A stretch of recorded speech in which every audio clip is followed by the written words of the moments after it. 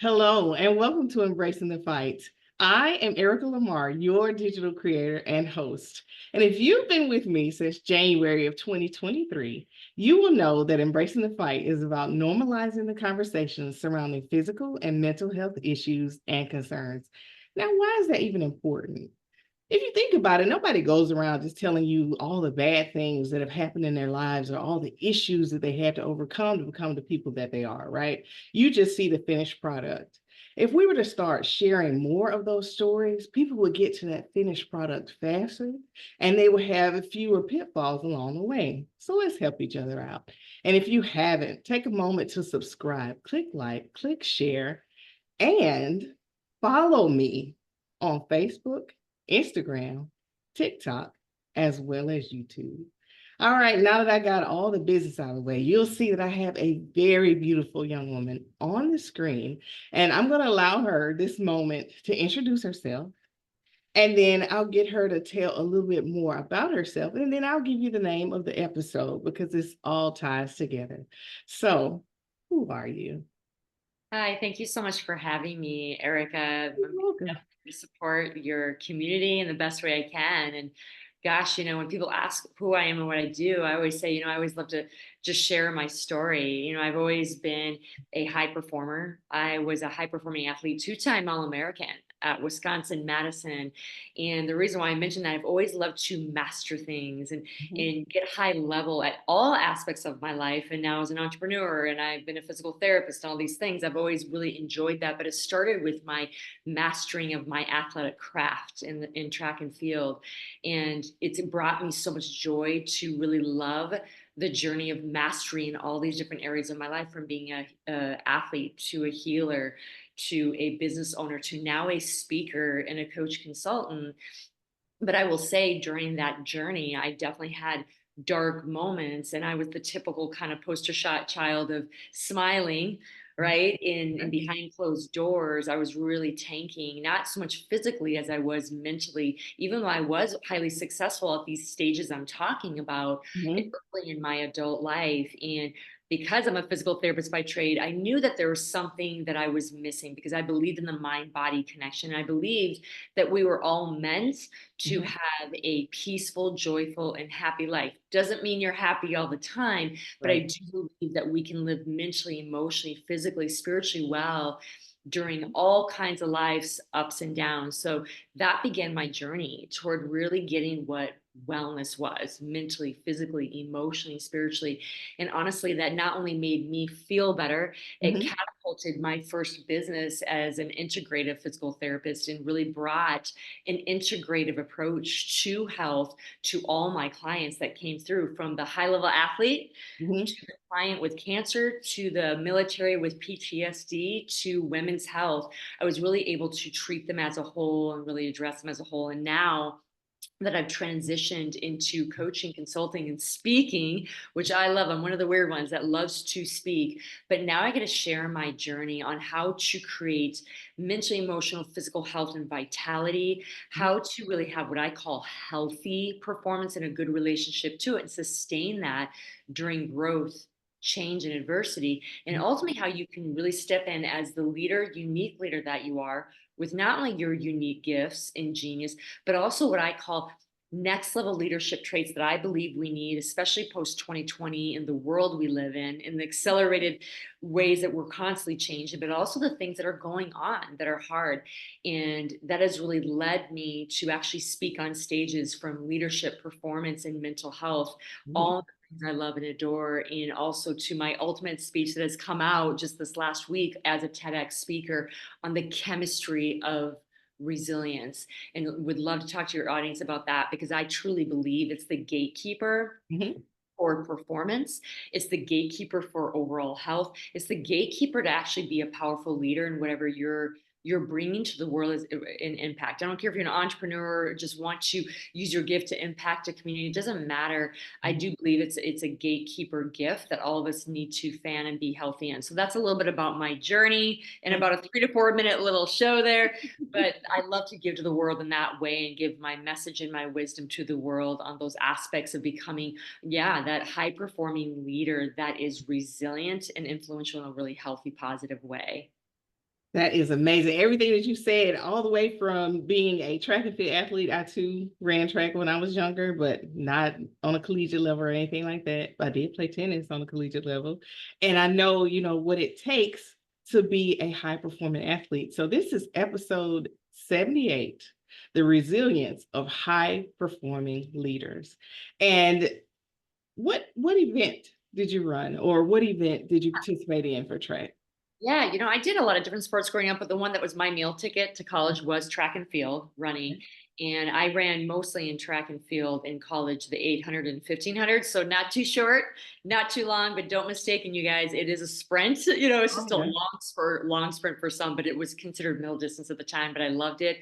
Got to travel to Europe, got to really experience a lot of things, not only just as a student athlete and learning how to balance being a student and athlete, but I learned a lot about resilience, good and bad. I learned a lot about performance, getting up when you didn't have a good performance, training, mentally, emotionally, physically for things, leadership, Mhm. leading a team, communicating with a team. So I learned a lot about wellness, leadership, performance, getting up when you crash and burn at a very young age. And I really am so grateful for that, that I was able to do that even in college and really learn some skills that I absolutely use now, some that I learned that were probably not aligned behaviors that I've shifted now, which is great. But overall, being a student athlete brought so many experiences to me, both personally, ultimately professionally in my career. And yeah, just being able to craft in art form, and I believe that as Olympics are coming up soon here, that I love seeing the artistry of athletes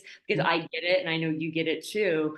Anybody that's been an athlete, the hours that go behind making something quote look easy, but also the years and the hours behind of not always doing well, face planting, kind of getting back up. And you hear these journeys as we will here on the Olympics. And we love those inspiring journeys because none of it's linear. We always have those kind of ups and downs. And that is something that I truly took from sports is realizing that you're not going to be perfect, knocking out of the park all the time, but knowing how to rise, knowing how to shift things, learning from your experience, good or bad, in bringing it to the next race or the next experience. So I really do value what I learned as a student athlete that I brought into my professional career and yes, even into my personal life. Okay. So from an emotional standpoint, when you first started running, you were doing it, for the joy of it. Your family's there, they're cheering for you as a child. You grow and you get stronger and you get faster. And then you get to a point when you go to college.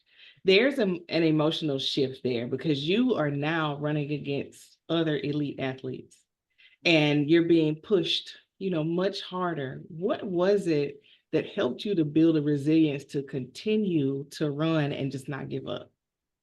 Well, it's really interesting. This brings up a really great conversation because you can probably agree, Erica. A lot of us, when we look at high level athletes, and I will say that, like at college, especially at Division I school, which I was at, I mean, it's definitely that higher level athlete. And then in Olympians and beyond, and professional athletes, a Right. lot of us characterize them as being very mentally tough, Mhm. having a mental edge, knowing how to be resilient Mhm. when your back is against the wall, and the pressure's on and all this stuff.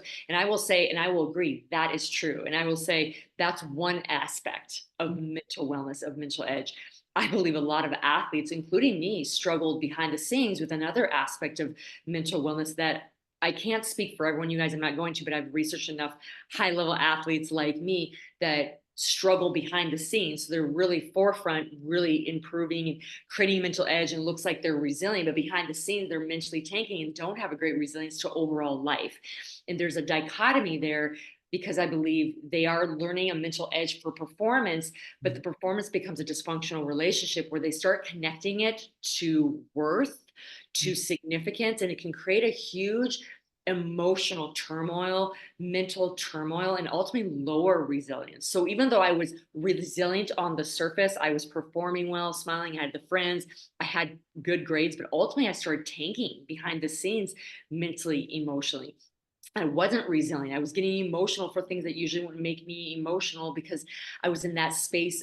And you guys, there's a lot of layers to why all of us have depression. So I don't want to just penhole people, but I will say just experience as a high level athlete and talking to other high level athletes and seeing the research out there. There's this split of athletes being really mentally tough, but also really struggling with mental health and depression. And I believe it's because of this performance relationship that we connect to at least one of the parts of to the equation, why we start tanking a little bit, because we start connecting performance to worth and significance, and that can really send you down a rabbit hole of depression. Now, there's other reasons why I had depression as well, and some of the things that were chemically with me in my body. But what I'm saying is, from a student athlete perspective, Mhm. I was resilient for the sport. I Mhm. was mentally tough. But if I had to say to you right now in college that if you asked me if I thought that I was mentally tough overall, I would say no. Mhm. That I was resilient overall, I would say no. And I would think I will be honestly, I think a lot of athletes that are high level would honestly say that. Mhm. And I think it's an epidemic among athletes. And that's why I want them to see my TEDx video on the chemistry of resilience, to go about a relationship to Mhm. mental health and resilience differently, that allows you to perform in a healthy way with a healthy relationship with performance. That has nothing to do with significance, but just mastering your craft and knowing you're not going to be perfect at it every time.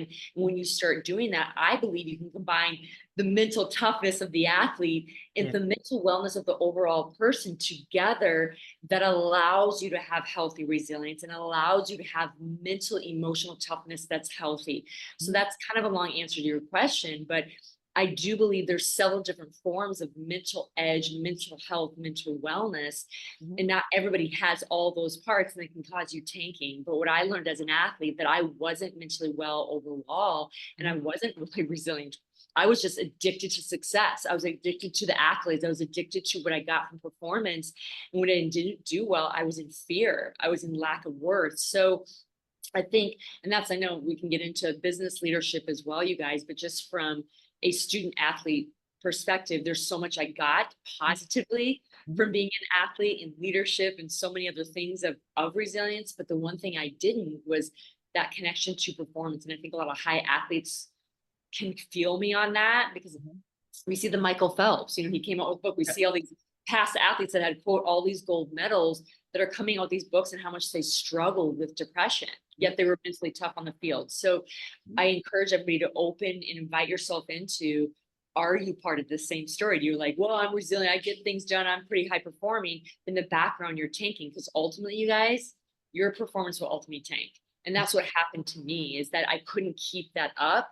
Mhm. It helped that I was performing well for a while, and even though I was feeling bad in the background, but because I wasn't addressing this, I was finally tanking in Mhm. my performance. I was finally tanking my grades. I was finally, does that make sense? So it's Yes. important that we look at overall mental wellness and what that truly means. Mhm. Being a student athlete gave me so much, again, mental wellness in some ways, and leadership skills. There's a lot of things I learned about performance in I'll call it dysfunctional relationship to it, that led to my demise in some ways, but it also led me to my healing. And I hope all of you that are maybe from a high performance or athletic background, either one or both, really stepping back and being honest, what's your relationship to performance, and how can we make it a healthy one, because it directly affects your mental health. It directly affects your resilience. That's what I'd say about that. So at what point did you sit down, look in the mirror and say, I need to separate my actual worth from my performance to Yeah. get you out of that state of depression and feeling, less than? How are you able to really separate those things? I mean, that's such a great question. This is why I do what I do, for a lot of high performing leaders, because this goes beyond even students. You guys, you see a lot of high performers in business, high Mhm. performers just in general come to this point that I'm talking about. And I want you to the point that I got to. I got to that kitchen floor, bathroom floor, come to Jesus moment, where I was like, if this is how I have to live to be successful, to feel this miserable behind the scenes, I don't want to be here anymore. You guys, I wanted to check out. I was like planning the date of like when I would take my life. I mean, that's how bad it got for me. I'm like, I don't care how successful I look on the surface. If this is how I'm going to feel, I can't be in this space. So that's when I really knew I had this come to Jesus. And like, I gotta believe that each of us, including me, were meant to live a life of peace and joy, even during hard times. In this case, around athletics and entrepreneurship and being a high performer, but all of us have our thing. And I truly believe all of us need to come to that moment of believing that we're supposed to live a vital life a peaceful, joyful life. And if you're not having that, it's not shameful, but it's being aware that you're not. And that's when I had that awareness. And when I did, I knew I had to make a decision to get help, to research ways to get out of this mental emotional funk and start reclaiming what resilience meant, what mental health meant, and ultimately what performance meant. My mom ended up calling that night. You guys, I believe that stuff happens for a reason. Once I stepped in and said, I need to make a change, my mom called that night and she asked how I was doing. And I actually had an honest conversation with her, which was really scary, because back when I was in college, mental health was still taboo and not talking about it. And you didn't know a lot about tools beyond like talk therapy and medication, which didn't work specifically for me. Mhm. So taking that step with my mom was a big start to it. Mhm. And prior to that, just that come to Jesus, that it wasn't right what I was feeling, Mhm. and that I could have more than that. And I want to say right, you guys, that's probably the wrong word, but that it's not a space that we're supposed to be as humans. We're supposed to have this vital life. So once I ripped the band-aid off and said something to my mom, started the courage of sharing it with others, but most importantly, started my journey Mhm. toward all kinds of what I call more integrative, holistic modalities that truly help me, from body work to nutrition to cognitive therapy to EMDR mapping to things I learned to help others once I got into my PT field that went beyond just normal spectrum traditional PT. So for me it was that come to Jesus moment, and I really want people to get that you don't have to get to that point, that your body, we Mhm. all know, you guys that are listening, if you're not feeling good, your body's always communicating to you. It's Mhm. now your step and courage that you need to take, whether it be talking to a friend, reaching out to a practitioner to start getting information of how to support yourself, whether it be on creating better mental health, whether it be like you get your relationship performances and good. You guys, there's so much support out there now for different types of depression. And just that awareness is the first step, and reaching out to someone is the second. And the Mhm. third is doing your own research, you guys. That's what Google is for. Not that there's Right. all the good information is on Google. I know there's erroneous stuff there too, but Yes. even in your own community, getting connected to people that you trust that might know people. But it does take an act of awareness and then an act of courage to step out. But that was my step out. My hope is that people don't have to get to that point. You guys, suicide, depression, anxiety continue to skyrocket Yes. post 2020. So we can sit here and say mental health has been talked about enough. Well, has it? Because Mhm. it's still skyrocketing. So I believe we're either not talking about it the right way. I believe we're not utilizing the right tools, or people are not having access to those tools, because we need to see that shift, because humans aren't meant to want to check out, you guys. They're meant to want to thrive. We see people that are starving for 6 weeks on a deserted island that make it. Why? Because we do have a natural desire to also live. So Right. we're feeling not the desire to live. It's okay, but it means there's something going on that we need to create an appropriate tool for to help you move into alignment of being this human being that you meant to be. So that was my come to Jesus. Have I had other come to Jesuses? You guys, listen, being a high performer, being a leader and impacting people the way you are. So if any of you are listening to this podcast, you don't have to be a high performing athlete. If you're just a high performer in something, if you know you need to lead a message, if you know you want to be an entrepreneur, you guys, these three aspects, entrepreneurship, leadership, and high performance, you guys, you're doing things that a lot of other people aren't necessarily doing. You got to be willing to step in, because you're paving the path for many people to come after you, which often is correlated to having fear and anxiety and depression sometimes. So coming from behind the scenes and getting the right support to create the good mental health, to create the performance, to create the leadership that you desire. I can't say enough about getting a good community. I can't say enough about reaching out to people like me, and other people that have specialists in the skill to keep you healthy so you can lead powerfully, perform powerfully, and live the life that you desire. Right. And when you were going through the period in your life where you felt, thoughts of suicide, depression, things of that nature, prior to you talking to your mother, did you ever just say, you know what, I quit? Yeah. You Kept know what? you from just walking away at that point because you knew it was pulling on you, mentally, and you knew that you wanted to perform, but you said, you know what, my mind is worth more than this. I should just walk away. What kept you from doing that? You know, for me, and you guys, I will say this: everybody has to figure out their journey of what they need to do. I had a lot of just amazing coaches, people in other support systems to help me, but also I was figuring it out too. Sometimes you do have to walk away from a toxic environment, a toxic activity, a toxic person. I believe in that, you guys. But for me, it it was for me, it felt that it wasn't about me just stepping away from the sport, because the reason why, you guys, I realized there was a pattern in all areas of my life, not Mhm. just sports. I knew that if I didn't break the pattern of being perfect in every area of my life and being high performing and never doing it wrong, it would follow me in my business career, in my intimate relationships, and everything. So for me, I'm like, walking away from sport wasn't going to help me. It was just going to bury the problem for a little bit, and then it would come up again in my business leadership, or come up again in high performing in something else. So you guys, I want to be clear. I'm not saying sometimes you shouldn't long term, forever, temporarily walk away from something. That happens where there's a huge toxicity of, whether it be people, places, or things. I will say that. Mhm. However, common, this is where getting the right support to see if that's necessary, or Mhm. if it's short term necessary, and then you can go back, or long term necessary, never go back. But for me, I knew the pattern and I could see it once I saw it. I couldn't unsee what I saw in that moment, that it was affecting other areas of my life, not just sports. So for me, I'm like, I'm not leaving a sport that I truly do love, but I do know that if I create a better behavior here, I'm going to help with behavior high performing in other areas of my life. And what high performance turned into me, to be honest, and I really want to create this point, everybody, Mhm. I don't strive to be high performing anymore. It's not a goal of mine. I'm a high performer in a lot of ways, but I Mhm. don't desire. And I know it sounds like semantics, you guys. For me, it's about mastering a craft of something.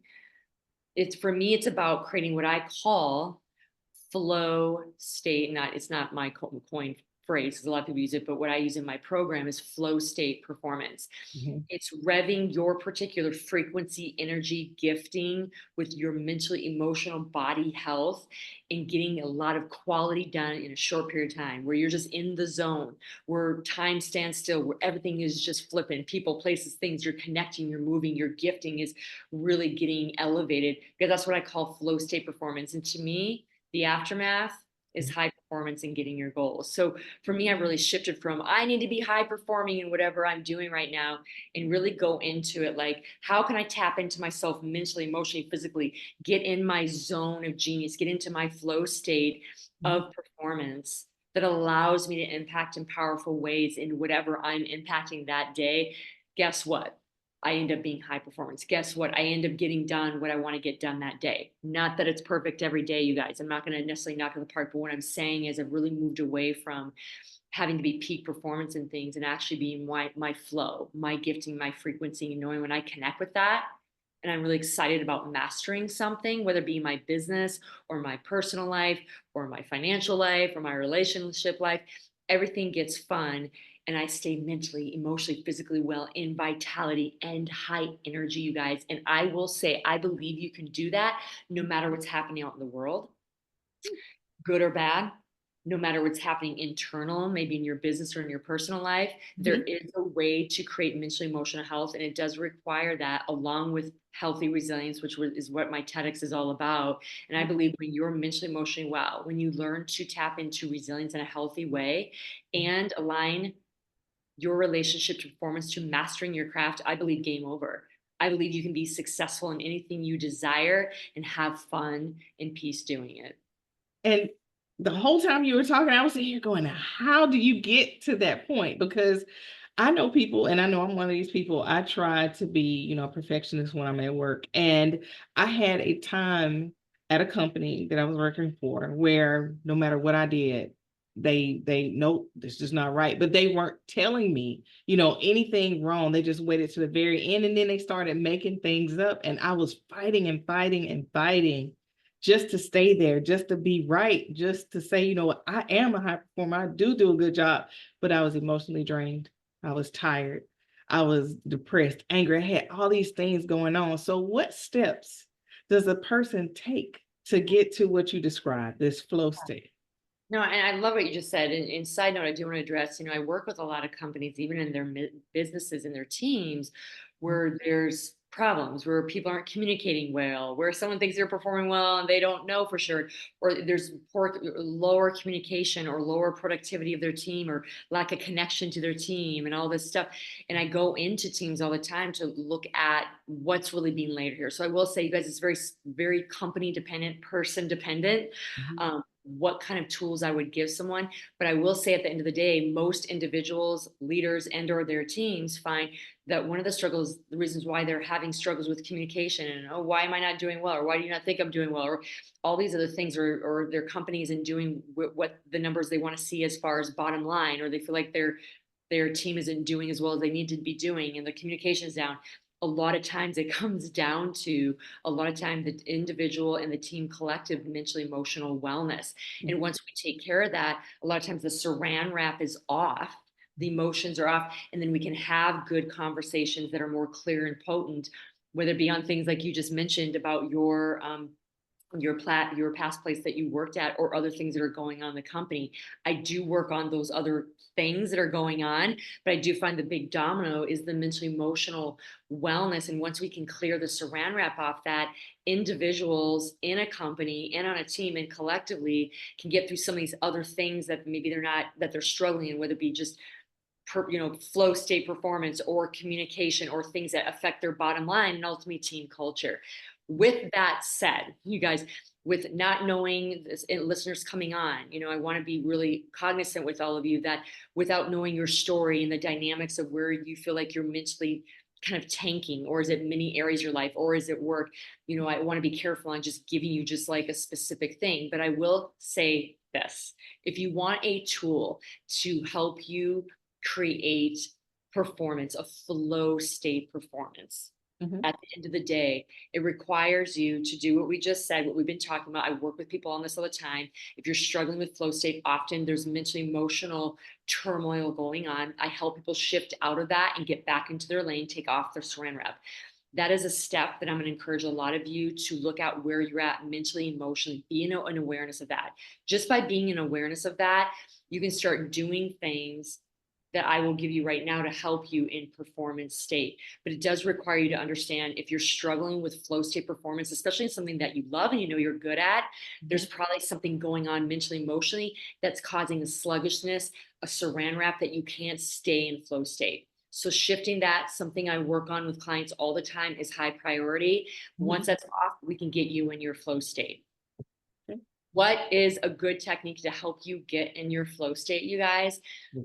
We are in a society that puts, claps our hands, pats you on the back with doing a bunch of busy work. When you are doing busy work with no intentionality behind it or knowing why you're doing it, all you're doing is that busy work. And you're going to become more emotionally turmoiled, emotionally exhausted, low energy by the end of the day, and definitely no flow state performance. Okay. I'm going to encourage all of you to do this one thing. If you want to start tapping into flow state performance, okay, think about whatever activity you're excited that you have a goal in, something you want to master, whatever you guys are wanting to high perform in. Okay. I don't care what that is. If it's for the day, if it's a goal you have for the week, if it's something you're desiring for a goal you have for the year for your business, it doesn't matter. Okay. Think of what you want to really be high performance in. Okay. Flow state in, like, I want to be in my jam. With that thing, what is one activity connected to that thing that you are so excited at all the 10 activities you could do that day for yourself? This is the one that I'm the most excited about that's connected to that particular goal, that thing I really want to be mastering my performance in. I am so excited. I can't wait to get up, out of my bed and do it.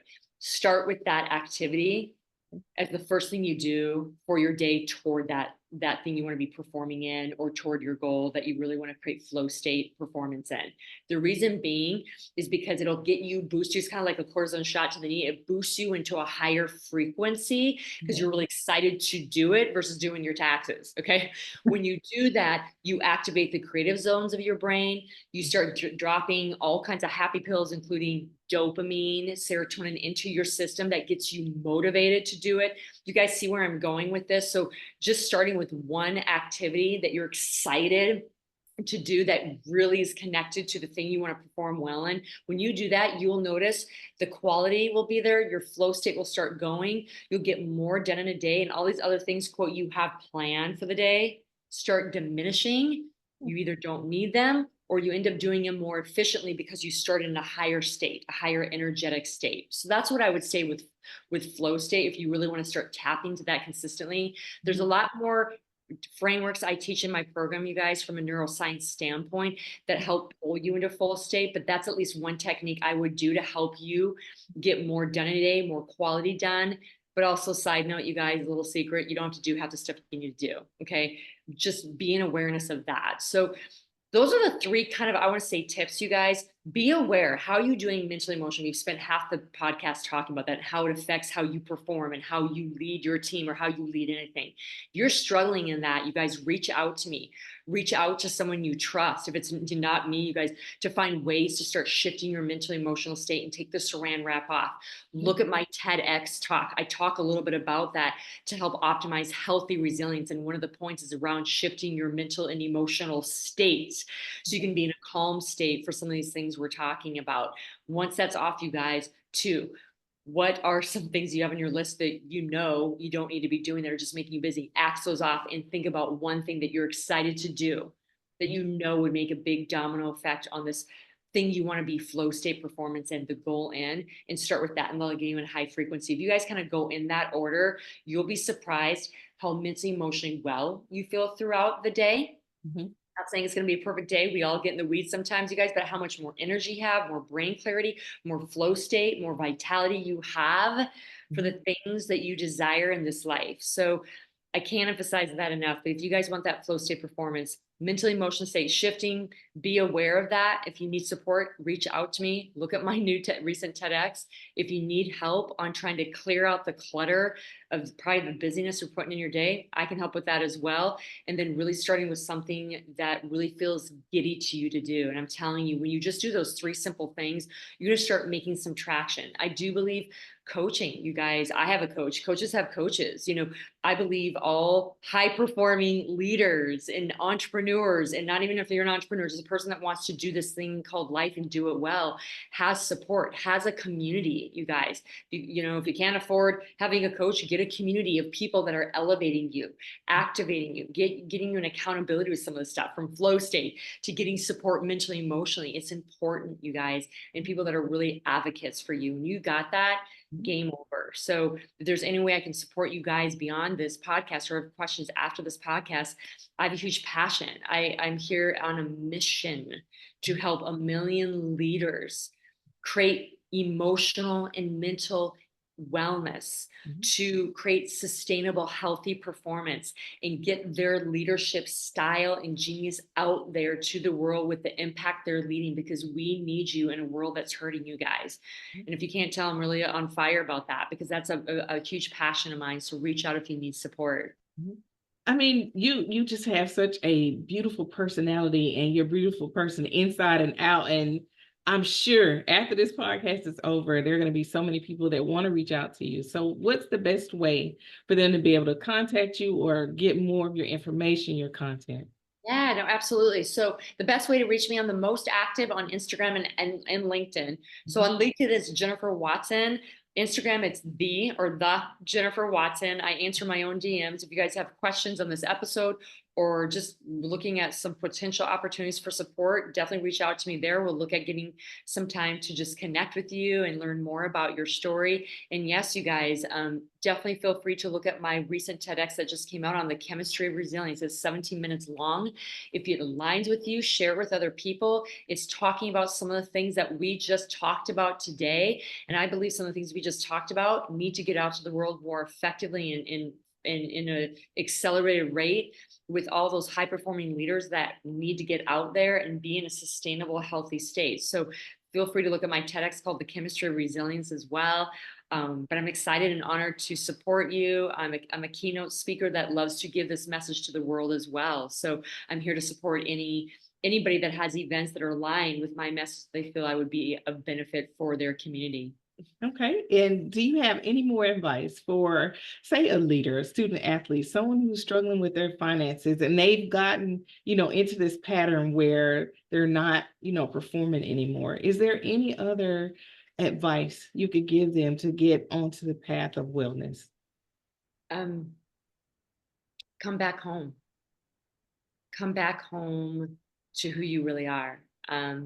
I find most people are mentally, emotionally, physically not well, not leading well. And I'm talking to you guys, I work with high performing, very successful leaders in their past. And they keep doing what everybody wants them to do, not doing what they want to do, taking the latest advice, not going with their gut instinct, trying to again be what everybody else wants them to be. The face, no emotions, press on, be the high performer, do what everybody wants me to do, not trust my instinct, not do something different than what I'm doing now.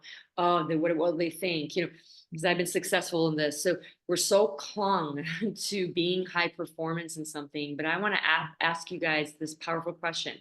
Are you climbing up the right ladder? Oh, wow. It, That is it a great could be question. making six figures. Maybe you have the car, the boyfriend, I don't know. Maybe you do have it all and awesome. Maybe you do have it all and you're hating your life. What ladder are you climbing, you guys? Life is short, even if you live a long time. And I'm here to tell you, if you want to just show off with all your accolades with the performance, trust me, I've been there. I'm calling myself out. I've been there, you guys, and it's not worth it. It's a dark space. And I had to go back home to me and know that I was worthy to express my dark, my light, that I was worthy of going back to my inner wisdom of what I wanted, even if it wasn't what everybody thought I should be performing well in, because I was performing well in it, and go back to something I wanted to do and actually do well in that and give a different gift. Like I had to go back to me and have the courage. And you guys, all you out there, some of you are going, wow, that takes courage. It does. You do. You guys, and I don't mean that pat on the back for me. I'm telling you, all of us that have done it, that have high performed and led all of our life, and we realize we've either led the wrong way, we've been performing for other people, and we're hating our life and don't feel like we're being real people. We're climbing up the wrong ladder. If that is you, you guys, that feels maybe yucky, but let it be liberating. That you have tomorrow. This is why God invented days, to start over, do one step of something that is totally you, that you want to do, that you feel you're in your wisdom to do, intuitively to do. Go back to you, go back to what you desire. If you can't figure that out on your own, get a coach. I work on that with leaders too, guys, creating clarity on who you really are, because you've been spending so much of your life doing what everybody else wanted you to do, and you don't even know who you are. Something I specialize into, you guys. Gain clarity. Let's get off the saran wrap, get a better relationship with performance. Have you become resilient, healthy in a powerful way? And let's get the clarity of who you really are and step out and courage in that with your inner wisdom, in your gifts. And trust me, you're going to be a more powerful leader than you ever were performing and being successful over here, because now you're aligned with who you really are. Game over on what you want to create for this life and what is coming to you, my friend. You have seriously, I mean, dropped some gems, especially for me. I mean, you have no idea, all the listeners out there. I just met Jennifer today, online, virtually, just like you're meeting her for the first time. And how we actually connected was on Facebook. I just threw a line out there hoping that I could get someone to come on to the podcast so we could talk about some, different things that I thought would help the listeners. And Jennifer volunteered, and it's like, okay, God, I hear you. I hear you. So I feel like, the Lord sent you, to us to hear this message, because this is something that people struggle with daily, but they struggle with it in silence, because it's like everyone in their circle or in their family, they're looking at them like, oh, you're so successful, everything's going so well, when they're really crumbling, on the inside, and they just don't know where to start. And this message is giving them hope. It's giving them somewhere to start. You So don't have to crumble anymore, you guys. You can speak. Speak your truth. There's no need. You're on this earth for a particular reason at this particular time. In your voice, your unique path, your gifting, your you matters. So step in, my friend, and reach out if you need that support. okay. Well, is there anything else that you want to share with the listeners before we wrap it up here? Oh, it was just an honor to serve your community. Thank you so much. Thank you. All right, everyone. This is my beautiful guest, Jennifer Watson, and this was episode 78, The Resilience of High Performing Leaders. Thank you again for taking this moment out to watch this episode of Embracing the Fight. I want you all to have an absolutely amazing day.